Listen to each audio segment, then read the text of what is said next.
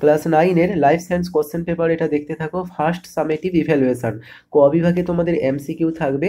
তোমাদের জীবনবিজ্ঞান বিষয়ের প্রথম দুটো অধ্যায় পরীক্ষা হবে এই প্রথম পর্যায়ক্রমিক মূল্যায়ন বা ফার্স্ট সামেটিভ ইভ্যালুয়েশন।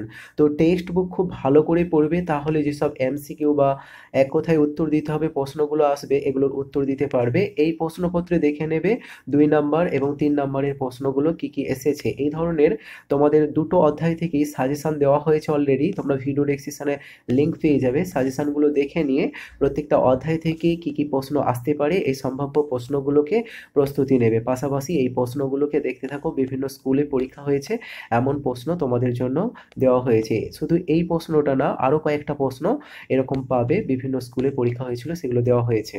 দেখো 2-এর দাগে বলেছে নিচে 13টি প্রশ্নের মধ্য থেকে যে কোনো 11টা প্রশ্নের উত্তর দিতে হবে, যেখানে যেমনটা নির্দেশ আছে, যেমন প্রথমে আছে শূন্যস্থান পূরণ করতে হবে।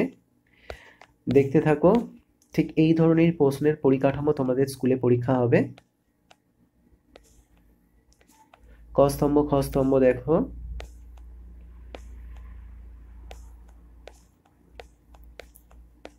এবার দেখো বিভাগ গ, এখানে 2 নাম্বার উত্তর দিলে প্রশ্নগুলোর উত্তর দিলে 2 নাম্বার করে পাবে।